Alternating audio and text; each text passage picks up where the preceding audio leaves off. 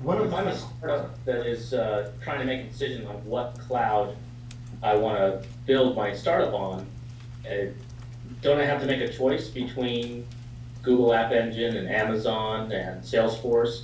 I mean, to what extent is there a platform war brewing?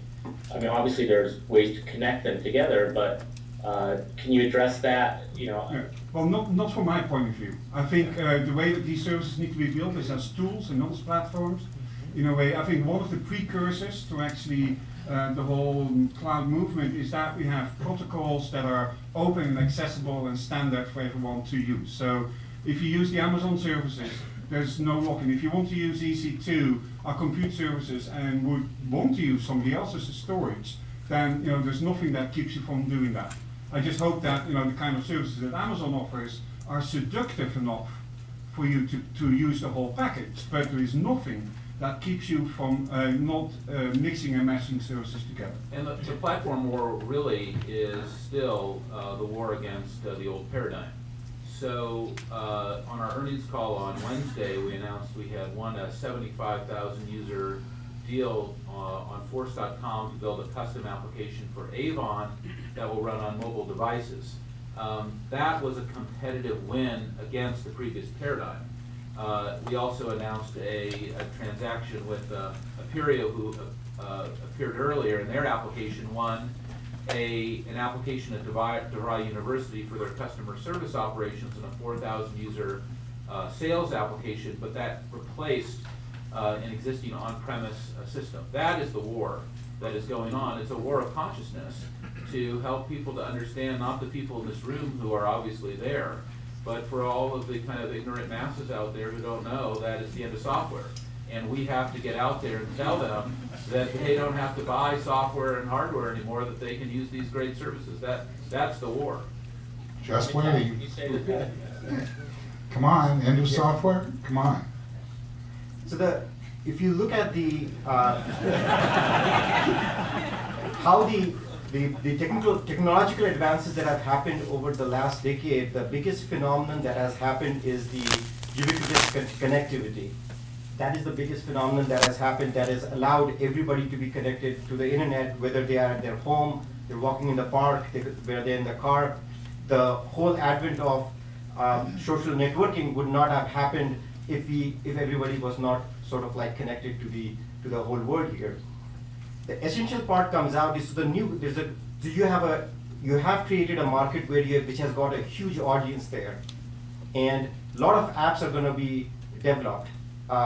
Social networking is just the start, and that's why I believe that we are sort of like in this whole space, we are only in the first part here.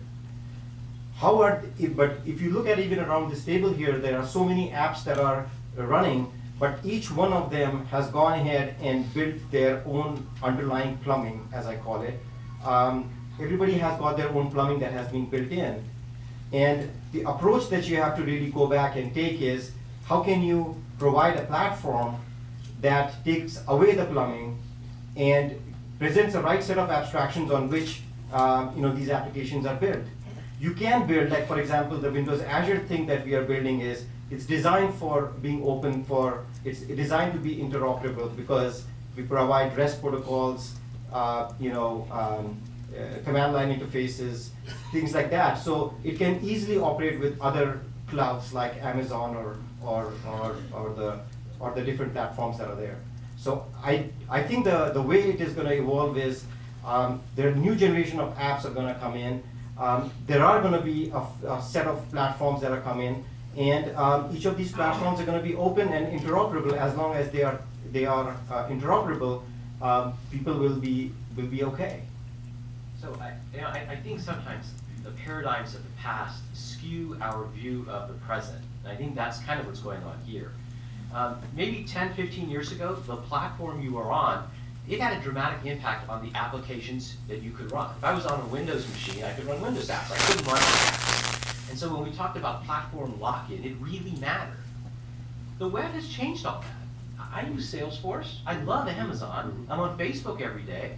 And so the apps, regardless of what cloud they're built on, the magic is that through the web, we've built a platform which is open enough that allows for this innovation, and they all just run in the browser. And I think today, the explosion of devices that we're seeing, whether you have a BlackBerry or an iPhone or an Android device or a Macintosh or a Windows, you expect all these apps to work. And that's really the beauty of what we've done with the web, with HTML5, the emergence of standards and clouds. And as Mark pointed out earlier, that's the real battle. It's that these old proprietary platforms, in the battle between the Windows, or the war between Windows and the web won.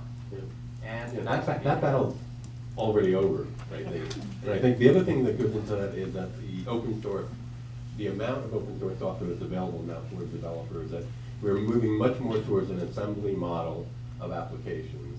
And this gets accelerated when it goes into a place like Amazon, where you can now draw from pre-configured machine images that have your entire software stack that you want to start working on. So the whole notion of what is meant by a platform now, I think, is kind of antiquated, because we really are building applications that touch many different platforms at the same time, and these kinds of mashups and integrated applications are what we're going to be seeing going forward. I also think that the impact of the cloud on business imperatives and how you actually do, markets move so much faster now. And because they're moving so much faster, if you're still making the decision to use, in Mark, your words, the old paradigm, not only are you spending a lot more money, but the probability that, and I think this is both the case with open source, but also what is happening in terms of hosted platforms and really what everyone around this table is doing. The things that actually matter are speed to market, certainly your ability to scale as users and as people want to use your application. And therefore, it's on some level you can't not use it, because everybody, as more and more people are using it, if you're actually investing $1 million, getting your own servers, setting it up, having your own ops team, you just can't compete. And that cloud is really there to enable us to accelerate the pace of change, right? If you look at these large websites, we're making thousands, tens of thousands of production changes per day. You really can't accomplish that without some level of cloud services that, to keep it all hanging together. It's actually staggering, coming from a startup and then going into Yahoo, I think as the second largest data center footprint in the world. The scale at which we talk about doing things, right? Tens of thousands of CPUs in production on just particular applications, and the scaling issues that you hit between 10,000 and 20,000. That was just so outside of my experience before joining Yahoo. One thing that I would add is that I think it's a mistake from my point of view to think of it as an either-or situation. It's not that it's cloud. If you talk to a whole bunch of enterprises or a lot of there are certain classes of things which people want to do on premises. And what you have to present them is that we have to present them as cloud as a way that they can extend their on-premises into the cloud. So you want to provide a cloud that also provides a seamless way for people to extend the things that they want to do on premises to the cloud. So it's not an either-or situation that that everything is going to migrate to one or the other. What would you call that? Monopoly plus services? I would call that software plus services. Okay. Oh,